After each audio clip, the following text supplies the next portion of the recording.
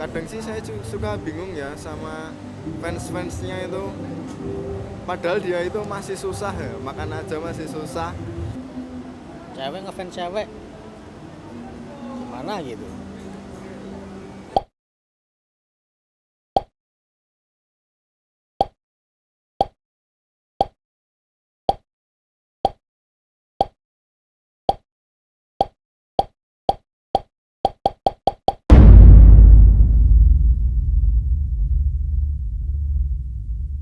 Sebelumnya perkenalan diri dulu.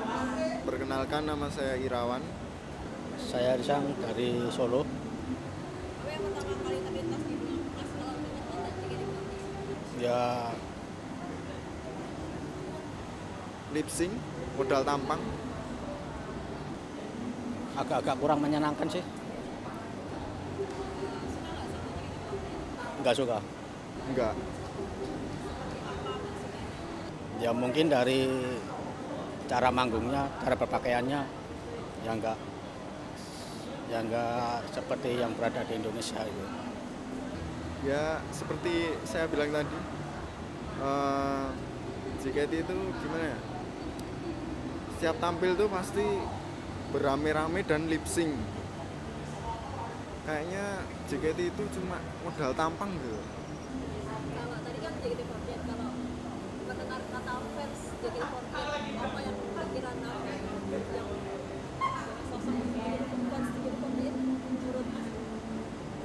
Ya kadang sih saya suka bingung ya sama fans-fansnya itu. Padahal dia itu masih susah ya, makan aja masih susah. Tapi buat dia rela gitu loh, buat beli tiket-tiket buat salaman, buat apa, foto bareng, apaan gitu. Padahal dia makan aja masih susah. Tanya di mana gitu. Jadi kayak cuman ngefans cuman personilnya cantik gitu. Kayak cuman milih-milih kayak gitu sih. Sekarang banyak nih fans girl, dan JKT48 sendiri juga punya fans girl. Nah, menurut Mas, apa sih fans girl itu? Cewek ngefans cewek gimana gitu. Nggak cocok sih. Aneh sih. Let's be atau gimana.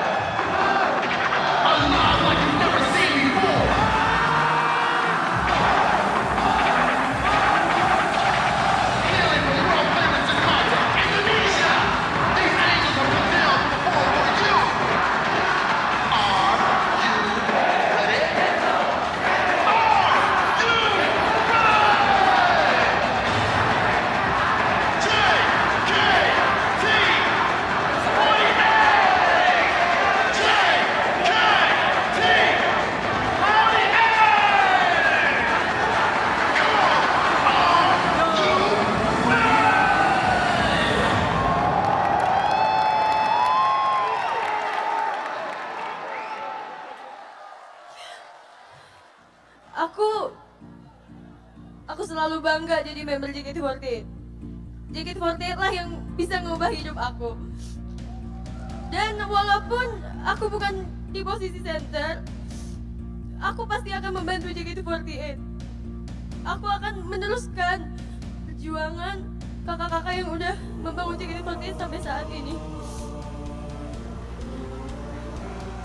Karena di sisi lain, aku capek JKT48 itu selalu dipandang sebelah mata sama orang-orang. Aku gak suka orang tuh ngeliat JKT48 jelek. Mereka cuma ngeliat dari depannya aja, tapi mereka nggak tahu gimana sih perjuangan kita sebagai member dan gimana perjuangan kalian di sini. Dan aku harap kalian juga harus bangga jadi fans JKT48. Kalian harus bangga bisa ada di keluarga yang hebat kayak gini. Pokoknya intinya aku sayang banget sama JKT48. Jadi mau berapapun posisinya, pasti aku akan membantu JKT48. Aku akan membawa nama JKT48 kemanapun aku berada. Aku bakal menjaga nama baik JKT48 juga. Terima kasih. Entah mengapa dada ini berdebar, ku akan jadi yang pertama berlari. Aku tidak takut pada luka dan sakit. Apa yang terjadi, ku takkan gentar pergi untuk mencari impian milikku. Ayo jadi kelinci yang pertama. Terima kasih semua fans yang telah datang sini untuk gathering bersama-sama dan bikin project juga nanti buat Zara JKT48 dikasih tulisan pesan buat Zara.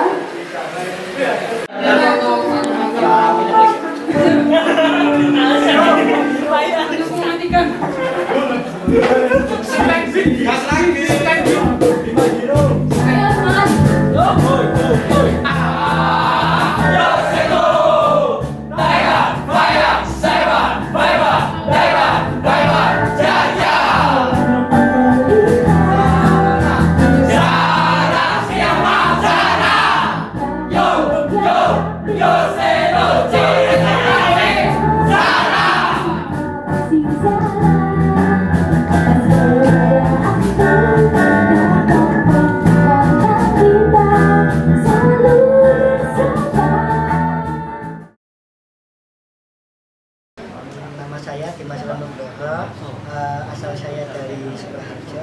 Nama saya Sugron, asal dari Kebumen.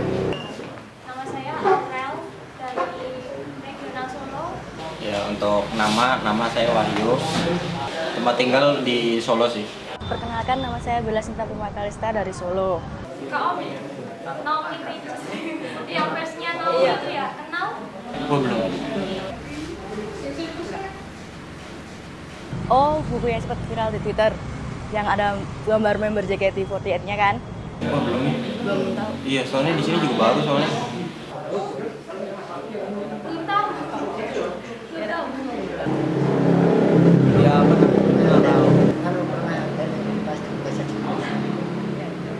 Kalau yang buat kebetulan aku kenal, yang buat siapa? Itu teman aku sendiri namanya Rohmi. Kita deket banget. Aku manggil dia tuh tante Omi gitu loh. Saking cintanya tante Omi sama JKT itu, dia tuh kepengen banget orang yang nggak tahu sama JKT itu tahu JKT membernya siapa. Nah, dia tuh sengaja masukkan member JKT di bukunya gitu loh. Kan yang dimasukkan tuh Zara kemarin. Nah, terus habis dimasukkan itu dia di-post di Twitter, ternyata viral itu bukunya.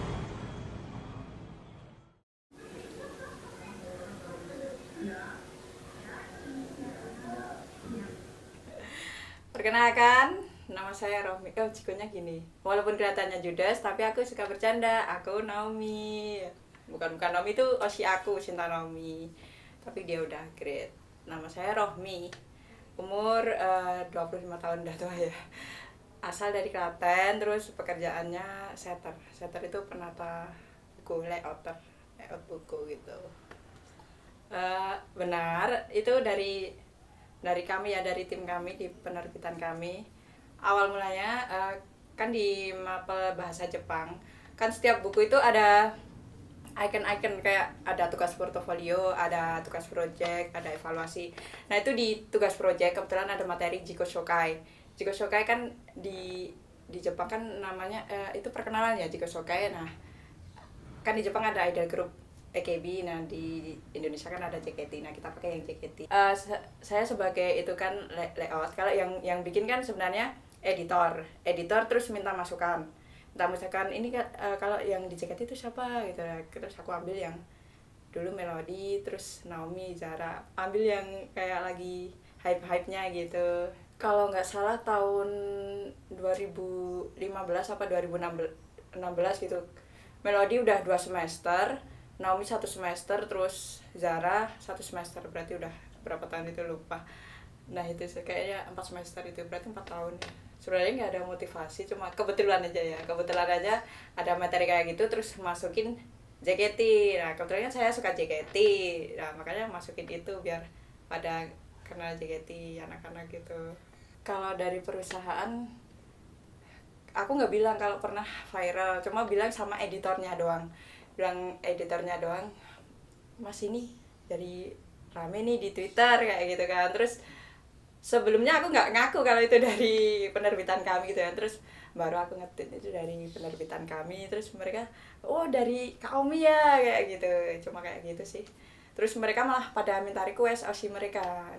Mbak, OSIku dong yang dimasukin ya gitu. Ya, tapi kan itu cuma bisa diganti tiap 1 semester. Tiap semester gasal itu kan, nggak salah. Oh, nah kayak gitu. Itu juga kayaknya kebetulan. Nah, kayak waktu itu kan pasang Melody, terus nggak lama dia graduate. Pasang Naomi nggak lama dia juga graduate. Ini kan terus pasang Zara, udah mikir kayak gini, wah Zara pasti masih lama lah di JKT. Tiba-tiba dia ngumumin graduate, wah ini berasa Death Note ya, kayak Death Note. Dia terus pada bilang gini, kalau cocokologinya kayak gitu nggak jadi pastinya dipasangin di buku gitu. Padahal itu cuma kebetulan. Mulai fokusnya itu kayaknya akhir tahun 2014. Kalau tahu JKT, cukup tahu emang sejak JKT debut itu tahu, tapi tidak fokus, nggak ngikuti, soalnya waktu itu masih ngikuti girl band lain gitu. Nah baru akhir 2014an mengikuti ke fanbase, gabung ke grup-grup kayak gitu. Sebenarnya paling disukain itu dari lagu-lagunya sih kalau aku pribadi.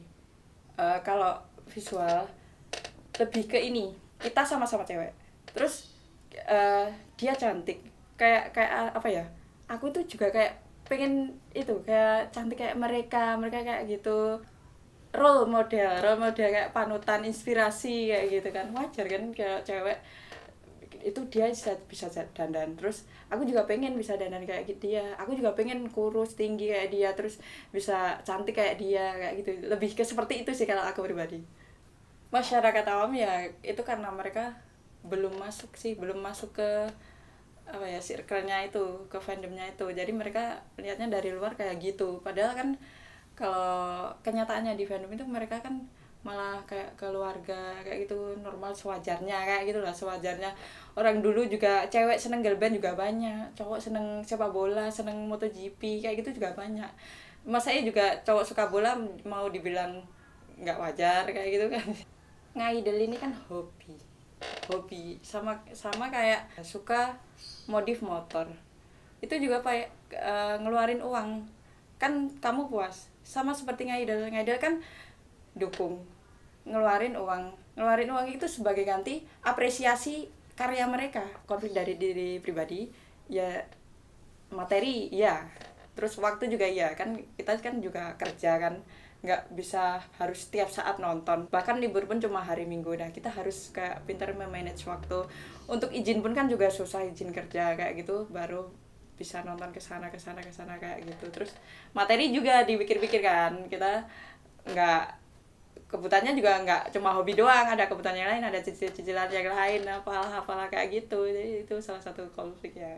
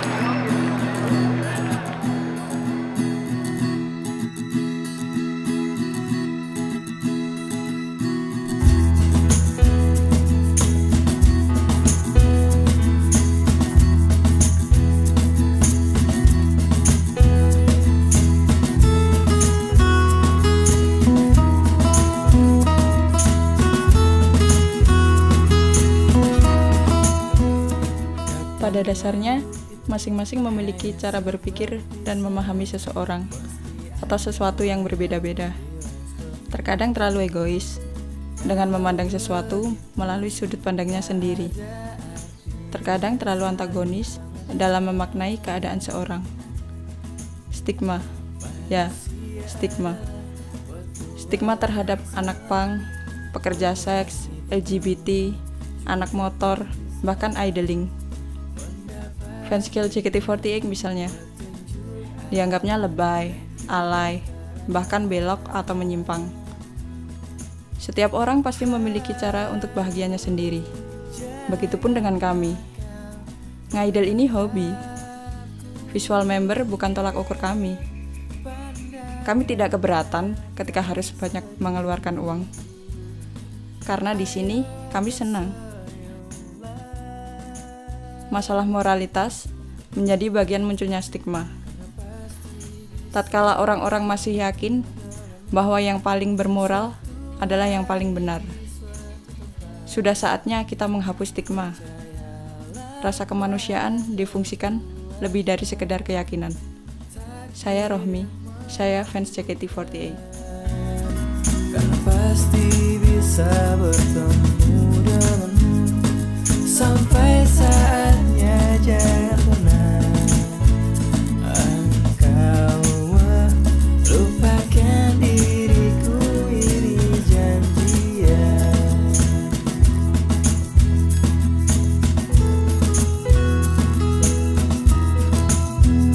Karenanya tak boleh perlihatkan air mata, kita berpisah sambil melambaikan tangan. Tempat inilah titik awalnya dua jalan panjang. Ya, terima kasih untuk segalanya.